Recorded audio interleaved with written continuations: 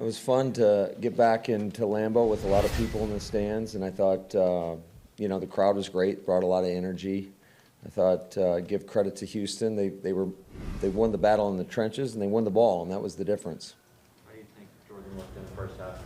I thought there was a lot of good things that he did. I thought he made really solid decisions. There was a couple balls that, I think that he's got to just let it rip a little bit more and try not to aim it.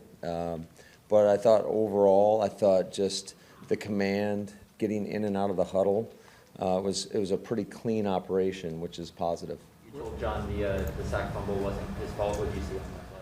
Well, I think it was a combination, to be honest with you, after looking at it a little bit closer. Anytime you take a 7-step drop in the gun, we always tell the quarterbacks, if you get beyond 9.5 yards, you're kind of on your own. And so I think he was a little bit deep in his drop, tried to hitch up.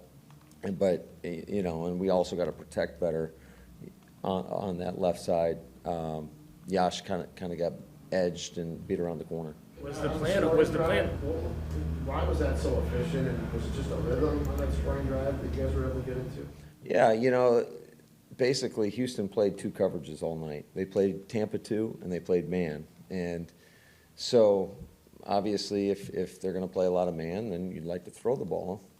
And we were pretty effective on that drive. And if they're going to play cover 2, you got to be able to run it. And we tried running the ball a little bit versus some of their man coverage looks, some of their single safety looks, and we just weren't very effective. So there was a lot of negative runs in that first half. So, they flat won the battle up front. Was the plan always to just give Jordan the first half, or was that more a byproduct of just wanting him to finish on a high note with how that first half went? No, it was. He kind of got dinged on that strip sack, and so we just thought it was best to let him rest the second half. Okay. I'll be able to update you a little bit more tomorrow. No, not going to get into it until I know what exactly it is. So Matt, what were you planning on with him before that happened? Well, we were going to just kind of play it, by ear and kind of feel it out. I think going into it, ideally, we're going to try to give him 3 quarters and let Kurt take the fourth quarter. With 30 veterans rested tonight, I saw some very young guys, undrafted guys up there on the defensive line toward the end of the second quarter. You unlooked the younger guys early tonight or in this preseason, right? Yeah, absolutely. It was a lot of great film for us to watch and evaluate, and I thought our guys competed really hard and gave everything they had. But again, there's a lot to clean up. I think especially just up front on the offensive side of the ball.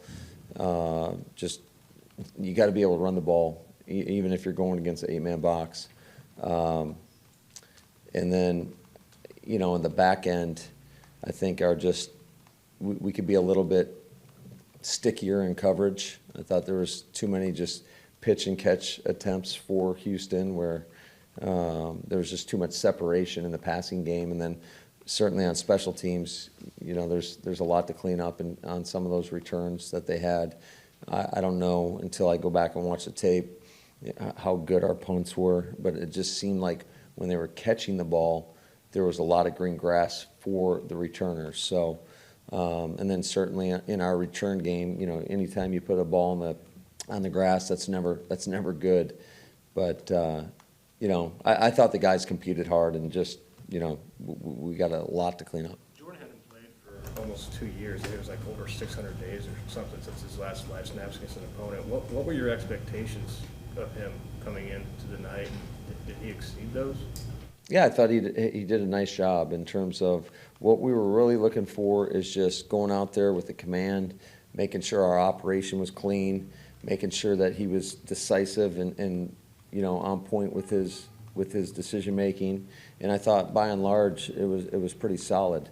I do think like I said earlier, if there's one thing to just encourage him to continue to do is, hey man, you got to let that sucker rip. When you see it, trust what you see. Don't worry about being perfect. Don't worry about throwing a perfect, on target pass. Usually when you do that, you're not as accurate, and just you got to let the ball go. And But by and large, I think he did a really nice job. Any particular plays come to mind when you say you gotta let it rip? Well, until I go back and watch it, but there was some, Funch made an unbelievable catch over the middle. That's one that came to mind. There was a lot of space in there when we were running some of our play actions, on those what we call strike concept, where it looked like there was some room to get some pretty good yak, and so. But I thought his rhythm and timing, it looked like it was pretty good. Now, you've coached a lot of quarterbacks and a lot of young quarterbacks. Is that typical for young guys that are starting out, that they don't let it rip and they're aiming it, or why do you think? Well, I think it's a byproduct of him not playing for 2 years. So, I think it was such a good experience for him to get out there in front of this crowd and. Get out there, and I thought he, for the most part, did a really nice job. What were your impressions of Ben Kirk the time he I thought Kurt did an excellent job. Certainly, you'd love to have the interception back. I don't think anybody was open on that one, and he kind of forced it. And then also, I told him, and I don't know until I go watch the tape in terms of what happened on that fumbled exchange, but I mean, we cannot have that happen. So those were 2 plays, if I'm being critical about, would be those 2 plays. What happened on that 4th and 2? Which one? The broken play where Jordan ended up just kind of throwing up the gun. Yeah, so that was, we called the keeper, and, Jordan, and this happens from time to time, he opened up the wrong way. And so, he threw it up, and it's just a busted play. Coach, you mentioned about running the ball. What did you see from Kylin Hill? We've seen brief moments of just his speed in camp, but what was it like to really see him on a field after he didn't play his last year of college? Yeah, I thought he did some nice things in the return game, then on that screen pass. I don't know, it didn't seem like he had much of a chance in the runs. There were a couple where there were some free hitters in the backfield, so we didn't really get him going, to have a great evaluation there. Matt, you had a Hold lot out of when you hold out all those starters, especially on defense, what do you get out of playing the scheme? I mean, for your players, you've got a few backups who get some work in it, but what about all the other guys? Yeah, it's just that's just philosophically what I think is best for our football team right now. We had a couple guys that were, have been a little bit dinged up, and certainly I know for us to be the team that we'd all like us to be, that we need all those guys available. So we're going to get some great work in practice versus the Jets this week, and we'll continue to evaluate as we go. And if we feel like, hey, we need to get these guys in there, then we'll play them. You had a lot of receivers kind of down tonight. Did Funches take full advantage of that, did you feel? Yeah, I thought he did a nice job. I thought he had a really nice night, made some big catches. I think you really could see his size and speed. I thought he did a nice job on the perimeter as well in blocking. So he's a physical specimen, and I thought he made the most of his opportunity. Well, he hasn't played in a long time either, almost 2 years off. So was that part of the plan for him to try to just to get him back in play some football?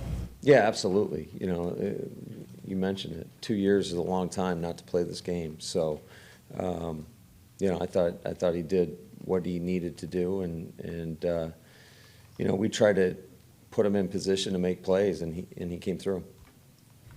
What did you see from what, you did play on defense? Could you tell anything in terms of, how they're adapting to the scheme?